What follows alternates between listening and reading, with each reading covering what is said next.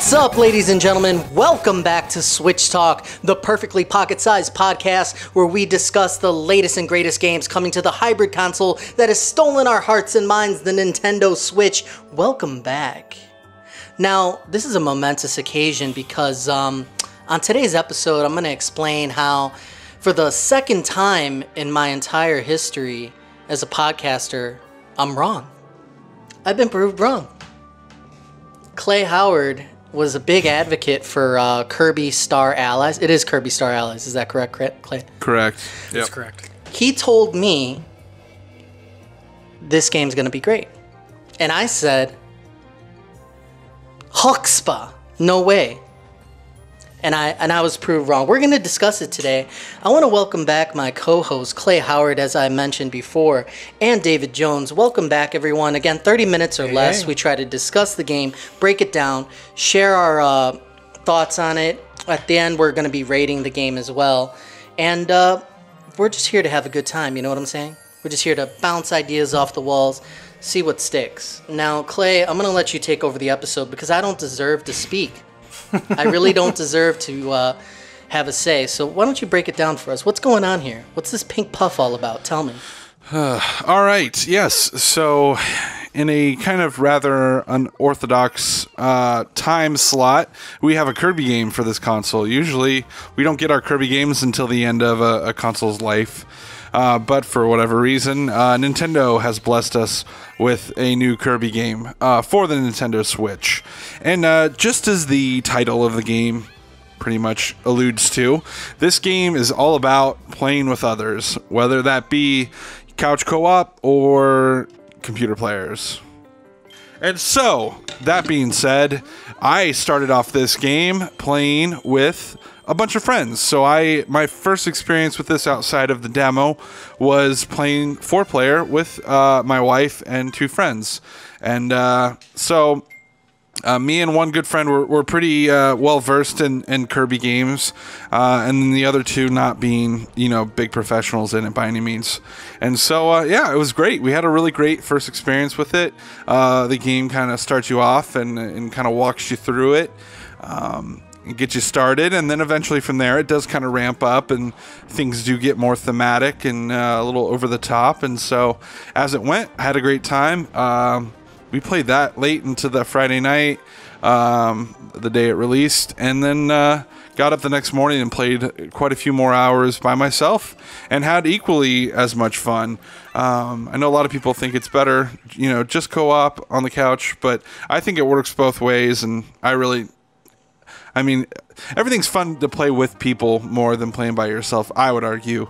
But I think it works both ways just fine. I don't know. So, did either of you guys have a chance to play with other people, or did you guys just end up playing it by yourself? As you know, Clay, I love playing with myself. If I could play with myself, I'm fine.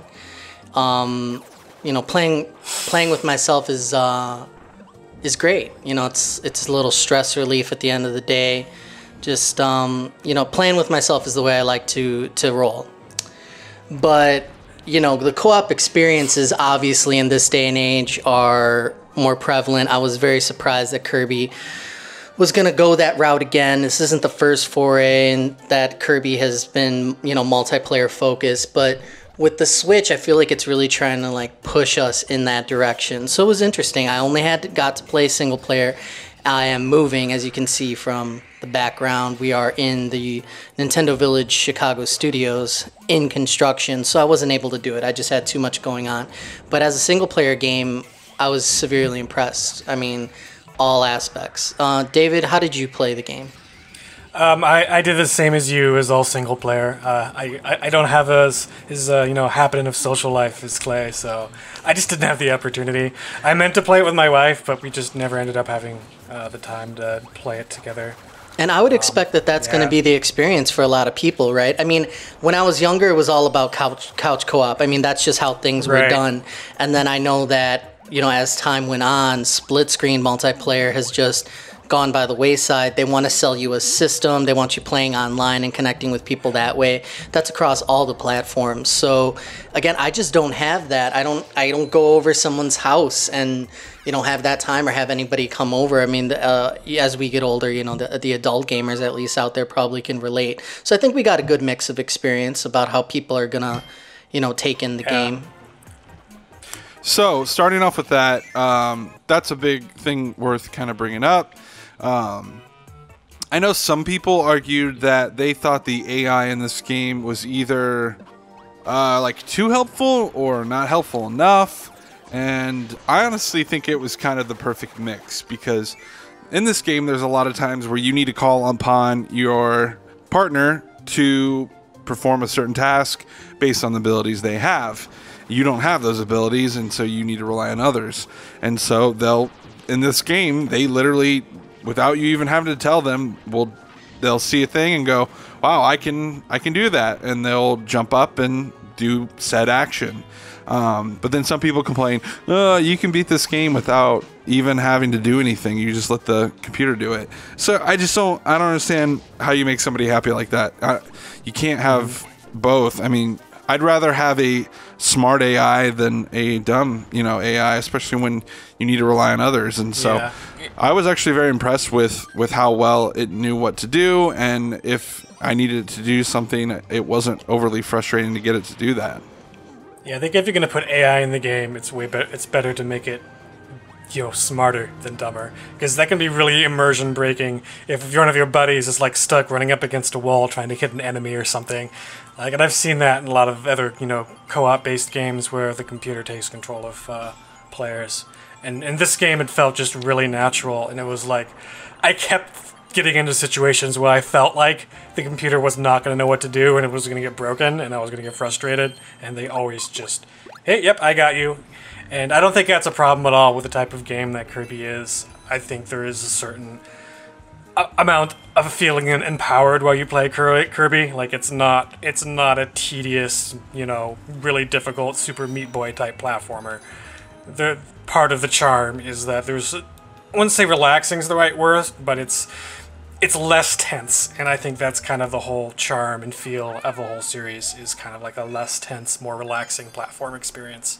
Yeah, definitely. Absolutely. I mean, I think that there's two basic things as you're going through the game. Are your AI companions attacking enemies, and that it was really hit or miss. Like, sometimes I wanted them to just go grab a simple star. I'm like, if I keep running and I don't move to go ahead and get the pickup, I was expecting them, my companions, to do it, and sometimes they wouldn't. And then with attacking enemies, they were really lax, which I liked because I wanted to do the attacking. I was constantly asking myself, if I had gotten the chance to play co-op, would it be frustrating with such a small screen real estate going on? I wanted to be using my attacks and special powers, and I just felt like if I was racing anybody else to do that, I would kind of feel more frustrated. So I used the AI companions as just like the Swiss Army knife, capturing or making your companion different enemies. So I had there's just a way to go about sucking those companions up, and then you could absorb their powers. So if I had a switch on the fly, you could do that. The other thing that the AI is doing the switches, and like if they're on a different path, they'll go ahead and hit the switch for you. And they're also powering you up, so if an electric type enemy is there, you can hold up, and if you have the sword, it'll fuse the electricity to your weapon. So there's a lot of combos going on that were excellent. They never failed to go ahead and power me up, and if I wanted to power them up, it was all very intuitive. I thought the controlling of that was great. But definitely the co-op aspect is going to be super divisive. I mean, you can't expect someone to play the game the way you've designed, because they put themselves in a hole. Because if you typically in a game, if you play single player, it's just you, it would be just Kirby, and then you can have the multiplayer mode. But having the companions there AI controlled, it just throws a wrench in the mix. I thought it was kind of throwaway. If there was some way for me to simply switch between a couple different powers as Kirby alone, I think I would have liked that just as much. I didn't get too much out of the co-op, but again, I didn't experience it the way that you did, Clay. What are you thinking, Clay? Come on, break it down, because you got to tell the people. Tell them how great the game is. Talk to me. All right, so basically the big part of this game is player one starts out as plays as Kirby, and then Kirby can go around and has the ability to throw hearts at enemies to create allies out of them. Whether or not those hearts make a computer or someone for your friend to control, like I said, just depends who you have playing with you. And so once you do that, they have different abilities that can mix with other abilities, be it ones that you have or ones that other allies have. And so you go out throughout the game, and the game is constantly tasking you to change up your abilities. It's not a game where you just keep your favorite ability the entire game. It's something you're constantly having to find new abilities, and sometimes the game just flat out shoves it down your throat, like you need to have this thing. There is some minor rooms that you can go into that offer hidden things and unlockables that like a giant switch that unlocks an extra level outside in the level select. But outside of that, it's a pretty linear game. It really is just getting from the beginning of the level to the end, and then you move on to the next level and you keep working your way through. Like I said, those extra levels provide a little bit of like you can feel, it feels like they're a different kind of one-off to the rest of the levels. Maybe kind of feel out of place, but not necessarily in a bad way, usually a bit different. And so but the main mechanic that is kind of the driving force of this game, other than the ally thing, is the combining of powers. So if you have a sword and you hold up and your ally is a flame fire guy, then he can shoot your sword and you now have a flaming sword attack, which is completely different. And so that's kind of the big main mechanic of the game, and that's something that they did borrow or reuse from the N64 Kirby game. I believe it's Crystal Shards or whatever. So but those two things are kind of the main mechanic of it. One of the other things that's a bit new to this series is I don't know what the official word for them is, but they're these like ally abilities where you get up on this podium and you turn into a specific thing, be it a giant circle, wheel thing, or a like a human bridge. There's a couple different ones, and there's one where you like fly around and shoot things. So that opens up some other fun things. And really, when I had my friends over and we did that friend wheel or friend circle, whatever it's called, like all of my friends loved that part. They thought it was hilarious. They loved it. They thought it was super cute, and so it was a big hit with my friends. And then there's some cool abilities in there, like the one where you make a human bridge. You have to help this little guy get across to the other side with a key, and so it kind of creates a little mini kind of puzzle mini game kind of thing in the middle of the level, which I thought was pretty fun. I don't know. Did you guys like those? It goes over the top. I loved when the game was big and kind of broke the mold. Whenever it did that, I was really into it. And just because I'm curious, Clay, when you do that, considering I played single player only, is everybody trying to like controlling that together, or is it just the first player? Because when you're like the circle and you're rolling downhill, you jump, or you're controlling the little glider. Is it just you, or is everybody? No, it's pulling? Everybody. Oh, that is That's amazing! neat, No yeah. wonder you had a good time with it. That makes me really wish I had played it with 4 people. That sounds a lot That of makes fun. a big difference. Yeah. Yeah, Yeah. honestly, even with just one player though, like a lot of those moments are still really, really cool. Like I still get like a big kick out of it's so like incredibly cheesy, but still it's really charming at the same time. Totally. It reminds me of like these old like sort of like 80s cartoon vibes, like Care Bears and things like that. It's just so ridiculously cheesy, but charming. I fell in love with the style. I mean, if I could gush, Right. I was not expecting to love every animation, every combination of powers. There are things, the fire, the ice, the water, the little character like swimming animations. Every single thing is so well done. I would say that it's my favorite style of Switch game that I've played so far, and just everything was visually impressive, and it kept getting bigger and better and more flashy, and I just enjoyed everything that I was seeing, the colors, the themes of each level, like Clay was talking about, and I wasn't expecting that. The demo didn't do it justice. I've played other Kirby games, and I felt like it was the same kind of cartoony thing, but they really took it to the next level in the series as far as like what I've seen before. Yeah, they really went visuals all are out. Stunning. Yeah, things are like flying at you in 3D. Like Yeah. when the levels are crumbling, when the pace changes and you're breaking through something and then you slow back down. I thought that was all pretty amazing. What was your favorite part? Your favorite standout, surprising things of the game, David? I think probably the biggest one we've already been over is the stuff like the friendship wheel and the different sort of ridiculously cutesy sort of team up abilities. I really enjoyed those, and another one was just hearing some of the sort of high quality versions of some of the musical tracks from the Game Boy games. Yeah, so Yeah. amazing. I really enjoyed those, and just hearing them sort of like these new arrangements with like high quality sound over like my sound system. It was like nostalgia. Nice. That made me really happy just to get some of those stuff. I'm curious. Did you notice that some of the older tracks are in the secret levels? Did you notice that pattern? That I'm pretty sure that the secret levels gave you the old school remix type stuff, and then the newer levels, the main path was kind of like their own thing. Because I started to notice that pattern. Did you pick up on that? I didn't want to make a mental note of it, but you might be right. I'd Yeah. have to go look. That makes sense, though. I was blown away by the audio as well. I mean, Kirby music is some of the most. I mean, I'm right back to like, again, my friend's house when there used to be, co-op experiences like that going on where you're just passing the controller and stuff. But I was right back there, and I thought it was awesome. Nice.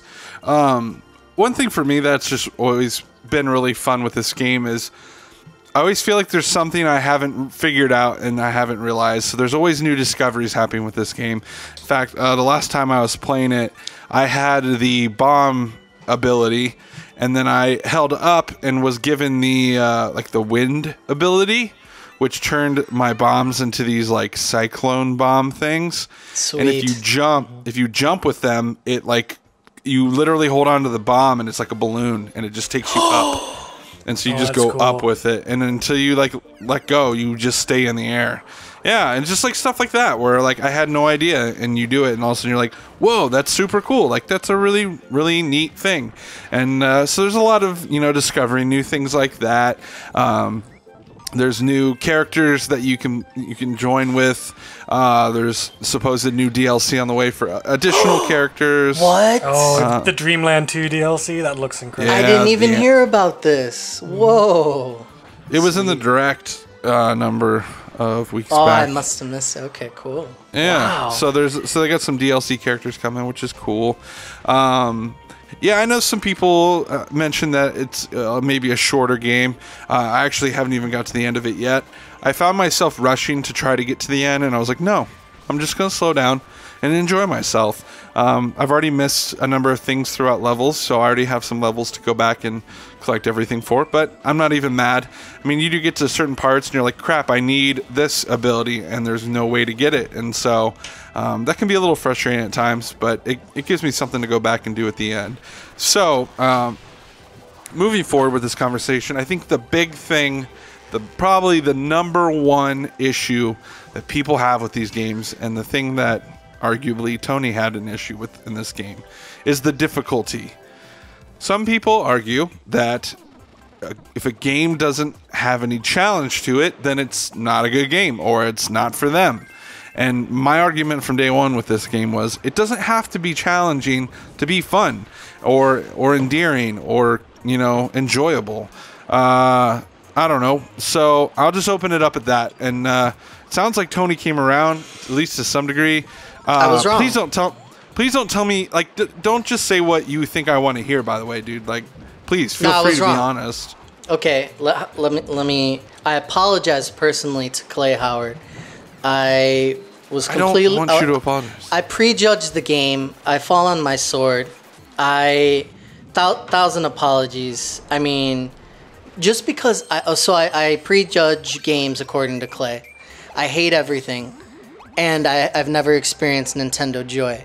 So that's the quick breakdown. No, but seriously, if we don't get a chance before the end of the episode, if you were turned off at all, and I just have this feeling like a lot of people aren't going to buy into Kirby, feeling like it's not their thing. I don't think the demo did a lot of justice to what was going on. Long story short is the game is incredibly easy. I have 57 Kirbys. I think I'm 50-something% through the game. I did the completionist thing. I wanted every extra stage, especially when I caught wind that I could experience the little tunes.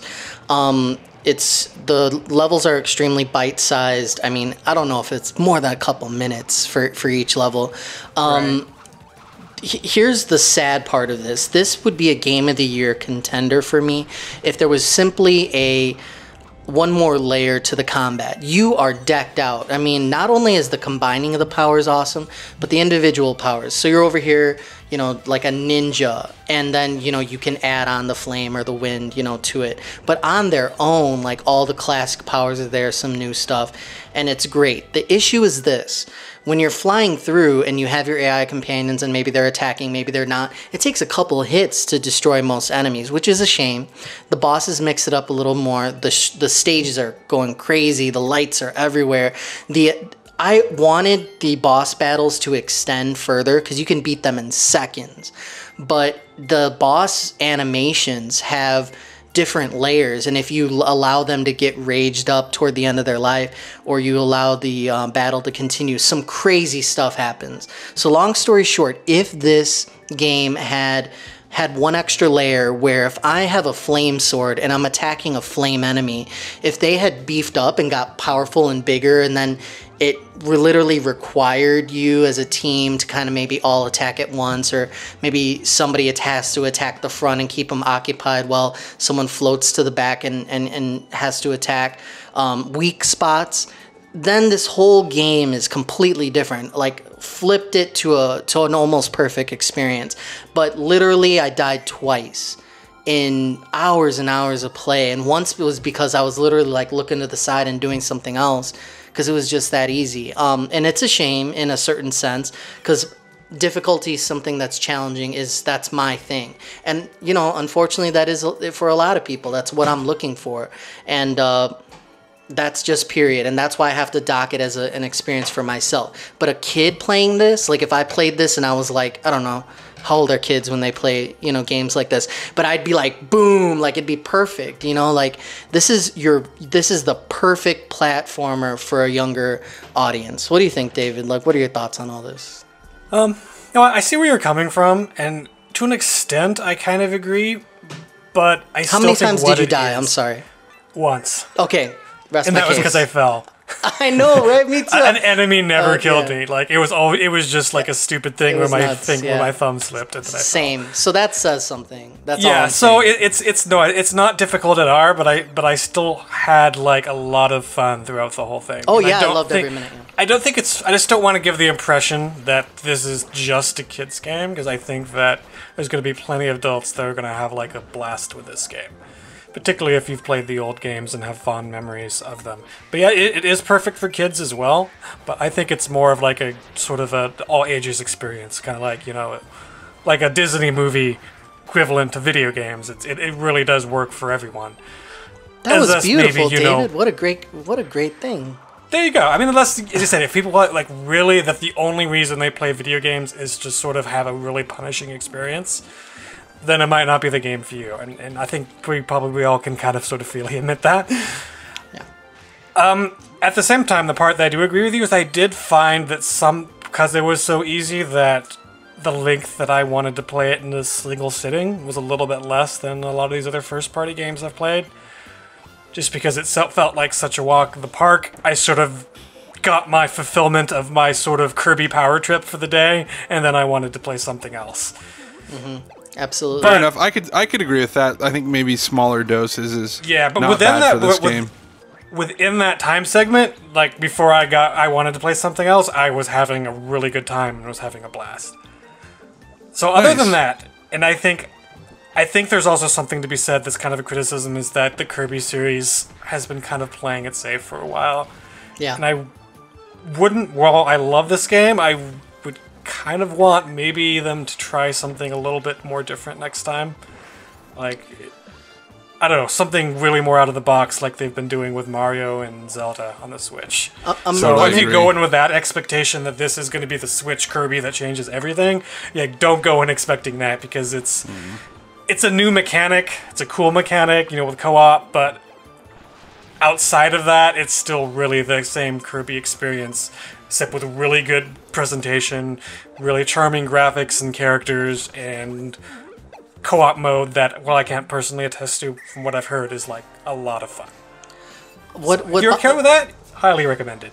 Absolutely. I want to say that I enjoyed every second that I did play. I mean, there was just always something to be stunned at visually, and you know, the sound, and the power-ups come as a steady clip, and then you can mix it up as much as you want. I mean, the discovery, I discovered a cool stone, I think it was stone electricity, looks really cool. Again, the bosses, like, everything blew me away, even the overworld map, everything was great. I wanted to, I don't know, they could still improve on the game simply by doing a DLC and saying, okay, here's the, you know, I know there's a boss rush mode where you can turn up the intensity, but I don't really, you know, I'd rather kind of play the levels instead of just the bosses. The bosses end up getting remixes and a little more difficult about halfway through the game. But yeah, there's so much good there. So much good on every front. What do you think, Clay? Awesome. Let's see. I'm trying to think what hasn't really been said yet. Yeah, I think overall for me, it's been a great experience. I apparently have died more times than you guys have, so I don't know what that's about. There was a couple times where I kind of got lost on screen. Couldn't really tell where I was. It was just like chaos, and I ended up, you know, falling off the screen or whatever. And then I think I actually just legitimately died a couple times on some of the boss battles. I think there's some pretty clever and a little bit more aggressive bosses than what I'm used to in Kirby games, which I thought was good. I will say, Clay, that I came really close on some of the bosses. Like, I had a sliver left. Yeah. So they did get pretty hard. I was just kind of like, I could have went either way in some of them, and I just got lucky. Right, and there was a couple times where I like went in with an ability that isn't great for a boss, like a rock ability or something, and then I was like getting rid of that and trying to fight it just normal Kirby and struggling at times. So, normal Kirby has nothing going on. That's interesting. Yeah, it's a little, but I realize you can jump on the back of another ally and you can control them, play as them, which I thought was interesting. And so there's some ways around it that they've done things to kind of allow that to work itself out, which I thought was good. I guess my last thought is just, I mean, look at this game. It's visually like a really good looking Switch game.